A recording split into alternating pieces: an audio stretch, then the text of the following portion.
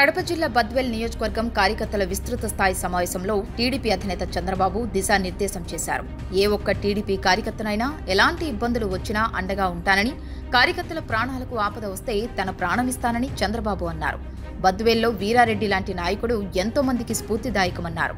వీరారెడ్డి, ఆనం రామ్ నారాయణ రెడ్డి కుటుంబాలు రాజకీయాల్లో చరిత్ర సృష్టించిన కుటుంబాలని చంద్రబాబు ప్రశంసించారు. టీడీపీకి పూర్వ వైభవం తేవడానికి ప్రతి ఒక్క కార్యకర్త శక్తి వంచన లేకుండా పనిచేయాలని, కష్టపడి పనిచేస్తే తానే కార్యకర్తల వద్దకు వస్తానని చంద్రబాబు తెలిపారు.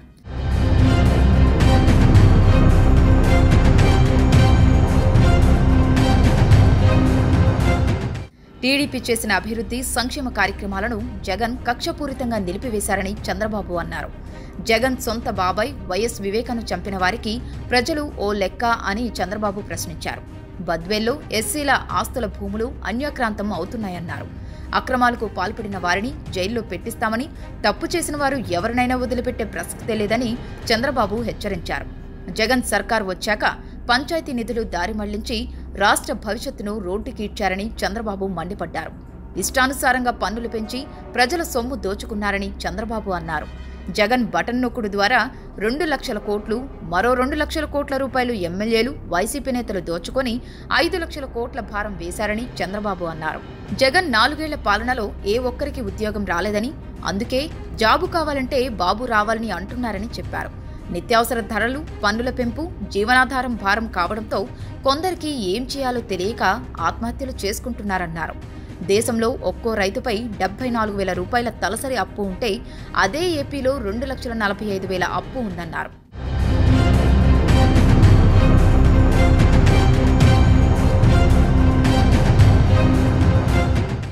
ప్రొద్దుటూరు మున్సిపాలిటీలో అవినీతి జరిగిందని చెప్పిన పాపానికి మండవ సుబ్బయ్యను కిరాతకంగా చంపేశారని చంద్రబాబు ఆవేదన వెలిబుచ్చారు. సుబ్బయ్య కుటుంబాన్ని ఆదుకొని భరోసా కల్పించామని చంద్రబాబు అన్నారు. కమలాపురం ఐటీడీపీ కార్యకర్త చనిపోతే 9 లక్షల ఆర్థిక సాయంతో పాటు ఆయన భార్యకు ఉద్యోగం కల్పించి కూతురుని ఎన్టీఆర్ మెమోరియల్ ట్రస్ట్లో చదివిస్తామని చంద్రబాబు హామీ ఇచ్చారు.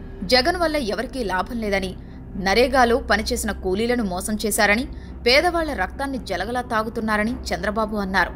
రాయలసీమలో జలవనరులకు 8,500 కోట్ల రూపాయలు ఖర్చు పెట్టిన ఘనత టీడీపీదే అన్నారు.